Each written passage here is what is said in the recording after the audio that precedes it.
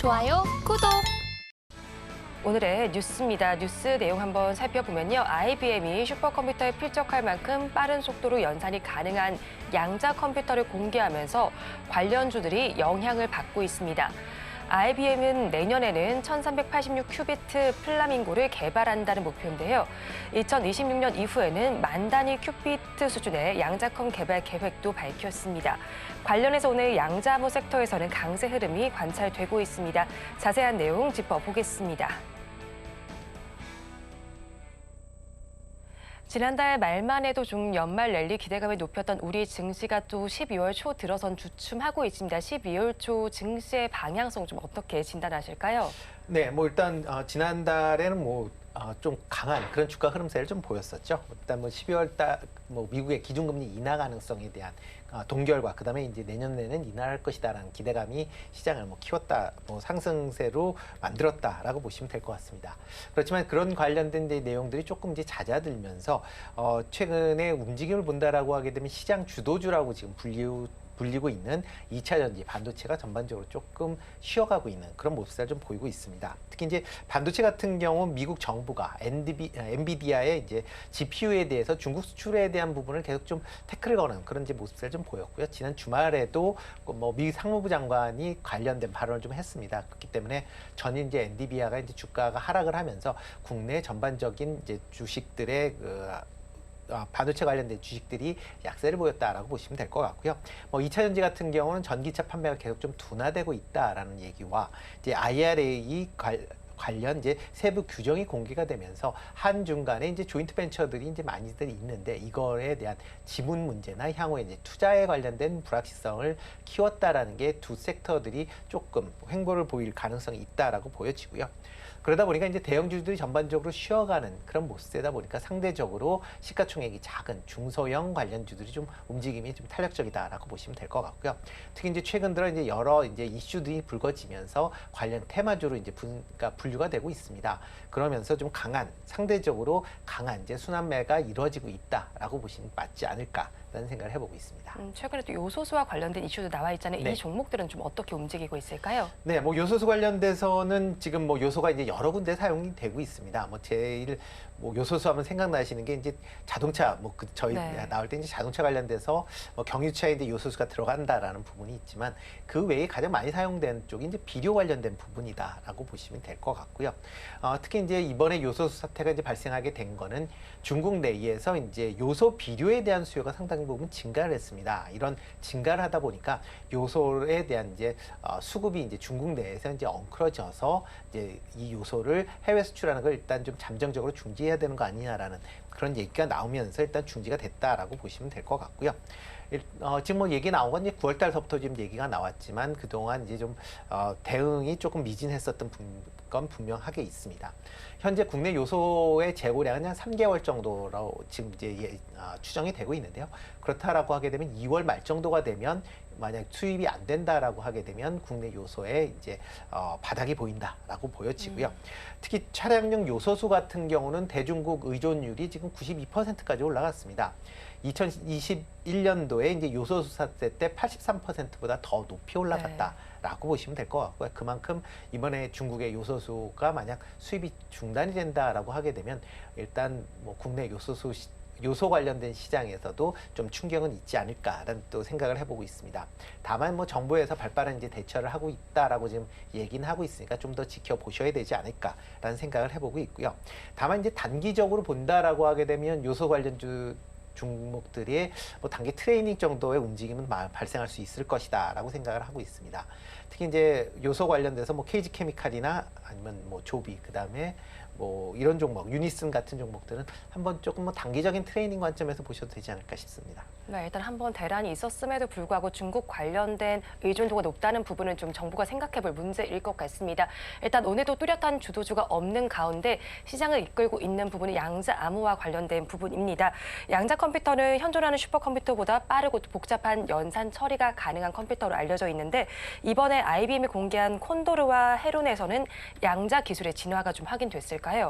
네, 그렇죠. 이제 양자 컴퓨터 같은 경우는 이제 기존의 이제 컴퓨터가 0과 1이라는 이제 두 개의 수로만 이제 사용이 된다라고 보면 양자 같은 경우는 00, 01, 10, 11 이렇게 총 4개를 이제 사용할 수 있다라고 보시면 될 것 같습니다. 그렇기 때문에 좀 더 많은 데이터를 더 빠르게 처리할 수 있다라는 강점을 갖고 있다라고 보시면 될 것 같고요. 그렇기 때문에 그러니까 이거 관련된 실증적인 예를 본다라고 하게 되면 구글에서 2019년도에 55큐비트 양자 컴퓨터를 가지고 활용을 해서 슈퍼컴이 한 1만 년 정도 걸리는 계산을 200초 만에 했다라고 하면서 시장의 주목도를 상당히 좀 받았었던 전력이 있습니다. 이번에 이제 IBM이 만든 이제 그 양자 컴퓨터 같은 경우는 1121큐비트를 사용하는 이제 콘도르라는 그런 제품하고 133큐비트를 3개 연결해서 만든 헤론이라는 그런 이제 슈퍼컴을 이제 공개를 했다라고 보시면 될 것 같고요. 이렇게 이제 처리를 하게 된다라고 하게 되면 슈퍼컴에 비해서 어마어마하게 빠른 그런 이제 처리 속도를 자랑할 수 있는 그런 상황입니다. 특히 양자 컴퓨터의 이렇게 빠른 처리 속도는 뭐 AI뿐만 아니라 신약 개발, 그다음에 우주 개발, 뭐 군사 등 다방면의 분야에서 사용될 걸로 그렇게 예상이 되고 있다라고 보시면 되겠습니다.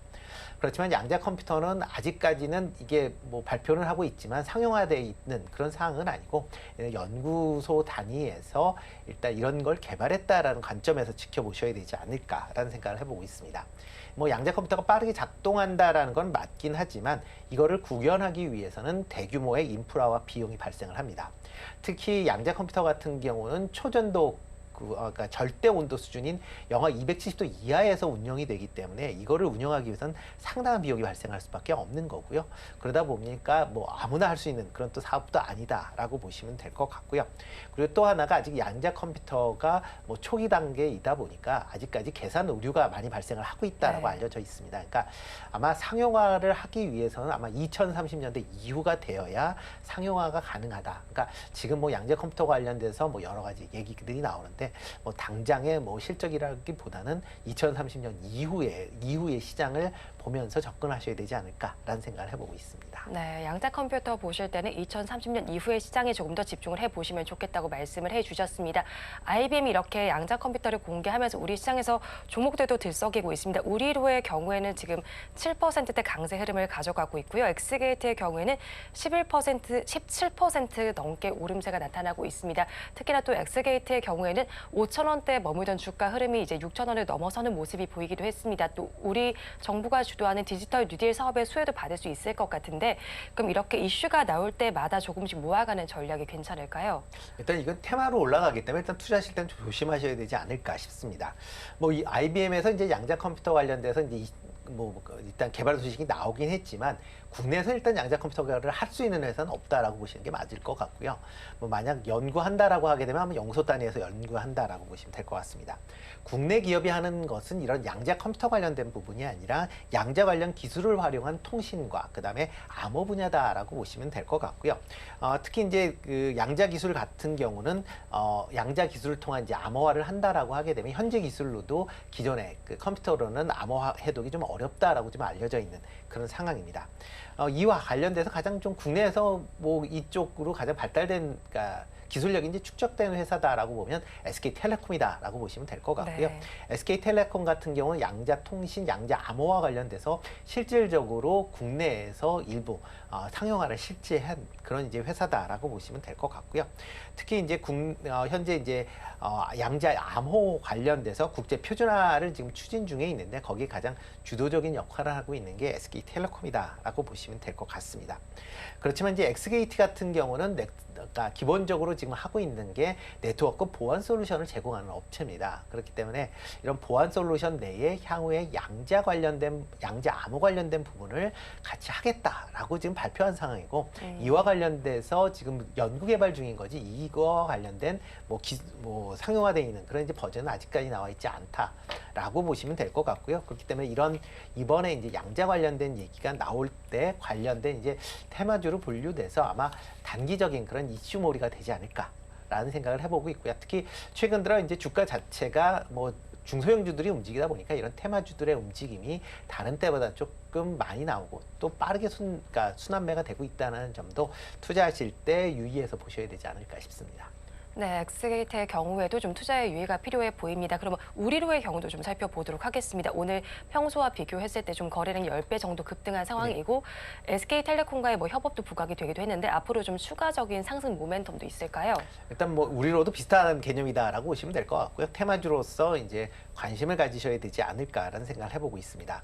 지금 물론 이제 양자 암호 관련돼서는 뭐 SK텔레콤이 상용화했었던 전례는 있지만 이게 국제 규격은 아직 아닙니다. 그래서 국제 규격화하기 위한 노력이 이제 진행이 되고 있는 상황이고요. 만약 이제 SK텔레콤이 이제 이런 이제 국제 규격 그러니까 국제 규격을 으로 이제 제정이 된다라고 하게 되면 여기에 이제 참여하는 기업들의 이런 수혜는 입을 걸로 예상이 되고 있습니다. 그렇지만 이런 국제 규격 에 관련된 사항이 하루 이틀 만에 되는 게 아니라 아마 진지에서부터 지금 추진을 하고 있기 때문에 최소한 뭐 3, 4년 이상 걸릴 가능성은 있다라는 점도 감안해서 투자에 임하셔야 될 걸로 보여지고요. 뭐 이런 이제 양자 관련된 이제 테마는 지난 8월 달에도 한번 있었습니다. 네. 그때도 이제 한국 원자력 연구원에서 양자 관련 물질을 개발했다라는 소식으로 인해서 이런 이제 양자 관련된 뭐 이런 암호 통신 관련된 기업들의 주가가 한번 급등을 했었던 적이 있고요. 그렇지만 그 테마가 끝난 이후에 다시 주가는 제자리를 찾았습니다. 물론 그 이후에 뭐 조그만 이슈에 따라서 주가가 출렁거림은 있었기는 했지만 그때 당시에 주가를 여전히 회복할 수는 없는 그런 상황이다라고 보여지니까요. 일반 투자자들이 이런 이제 테마 관련주들의 투자는 조금 자제하시는 게 좋을 걸로 이제 보여지고요. 만약 내가 단기 트레이딩이 가능하고 자신이 있다 그러시는 분들만 이런 이제 트레이닝 차원에서 접근해 보실 필요가 있지 않을까라는 생각을 해보고 있습니다. 네, 트레이딩 차원에서 이런 종목들 한번 접근해 보면 좋겠다고 말씀해 주셨는데 오늘 양자 암호와 관련해서 전반적으로 다뤄봤습니다. 탑픽 종목 이 안에서 가지고 오셨을까요? 일단 뭐 양자 관련된 종목들은 이제 테마주기 때문에 일단 좀 조심하셔야 되기 때문에 오늘 관심 종목으로는 안 갖고 왔고요. 오늘 관심 종목은 이제 유통 관련주 중에 갖고 왔습니다. 대표적으로 대한통을 이제 갖고 왔는데요. 뭐 대한통 같은 경우는 뭐 국내 대표적인 이제 뭐 육상, 해상, 모터, 운송 회사다라고 보시면 될 것 같습니다. 뭐 3분기 실적이 그 영업이익이 전년 대비 한 16% 증가를 할 만큼 영업이익이 큰 폭으로 증가를 했고요. 최근 들어 이제 서비스 차별화를 위해서 뭐 양적 성장보다 이제 질적 성장 중심으로 이제 바뀌면서 영업이익도 좀 큰 폭으로 증가를 했다라고 보시면 되겠습니다. 최근에 이제 주가 상승도 이제 높게 이제 보이고 있는데요. 그 이유 중에 하나는 알리익스프레스, 뭐 중국의 이제 대표적인 이제 직구 사이트다라고 보시면 되는데요. 이후 알리익스프레스의 한국 물류를 전담 배송을 하고 있습니다. 특히 그 알리익스프레스의 국내의 그 직구 물량이 상당 부분 이제 증가를 하고 있다라고 보시면 되는데요. 뭐 금액으로 따진다라고 하게 되면 중국에서 직구한 금액이 지난 3분기에 8,200억 정도 됩니다. 이건 작년에 비해서 뭐 106% 정도 증가를 했고요. CJ 대한통운 같은 경우도 알리익스프레스에 이제 전담을 하면서 중국 관련된 직구 물량을 한 2.6배 정도 이제 확대가 됐습니다. 그만큼 물량이 확대됐다라는 얘기는 향후에 매출과 영업이익 측면에서 긍정적으로 볼 수 있다라고 보여지고요. 이뿐만 아니라 최근에 해외 물류와 관련된 이제 투자를 지금 확대하고 있는 그런 측면이 있습니다. 대표적으로 이제 사우디 같은 경우에는 이제 네스마 그룹과 중동 지역의 물류 협력을 위한 이제 MOU를 체결을 하면서 중동 지역의 물류 서비스를 이제 진출하고 있다라고 보시면 될 것 같고요. 뭐 인도 같은 경우는 인도의 다슬이라는 이제 그 물류 회사를 인수를 했습니다. 이를 통해서 지금 현재 이제 인도 시장에 CJ 다슬이라는 이름으로 해서 상장을 지금 추진 중에 있다라는 점도 같이 좀 주목해서 보시면 어떨까 싶습니다. 네, 탑픽 종목으로 CJ 대한통운 짚어주셨고요. 저희 가격 전략은 어떻게 가져가면 좋을까요? 네, 뭐 최근 들어 이제 기관이 한 달 동안 한 69만 주 정도 순매수를 했고요. 기관 연기금도 21만 주 정도 순매수를 할 만큼 이제 기관들이 관심사항을 갖고 있습니다. 그러다 보니까 주가도 꾸준하게 우상향을 보이고 있고요. 지금 뭐 오늘 뭐 출렁거림은 있지만 한 11만 원 정도에서는 뭐 매수하셔도 되지 않을까라는 생각을 해보고 있습니다. 목표 가격은 13만 원, 그다음에 손절은 9만 5천 원에 하시면 어떨까 싶습니다.